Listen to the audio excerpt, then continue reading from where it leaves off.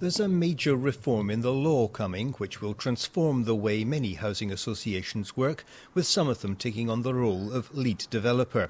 The SFHA gave members the chance to learn more at a conference in St Andrews. There's a huge change proposed in the way that housing investment funding is to work for housing associations, really the most fundamental change that's been proposed in 20 years.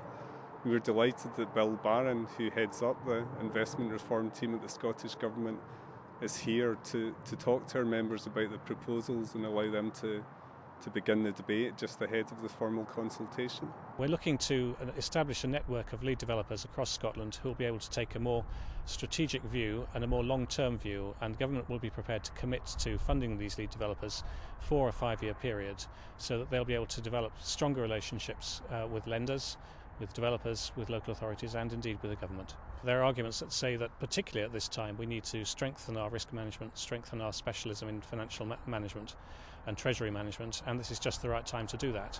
And on the other hand, there's also a view that says that this is just one complication too many at this particular time. So we're asking for views on that in the consultation. A number of housing associations around Scotland have already started collaborating, anticipating the reform. The Scottish Government's been looking at several of them, including Davana in the North East. Well, Davana is a consortium. The membership is all the 5 associations in Aberdeen and the North East who carry out development programmes.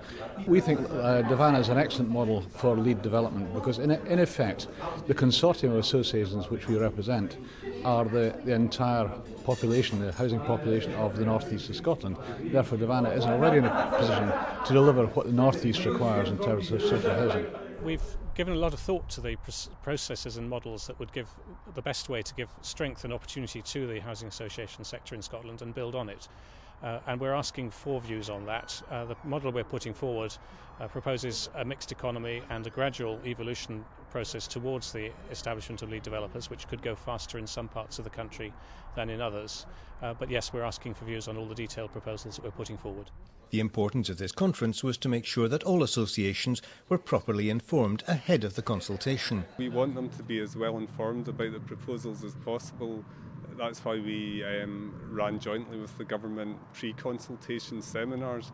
We want to give them the opportunity to bring their ideas and their experience so that they shape the agenda for the better.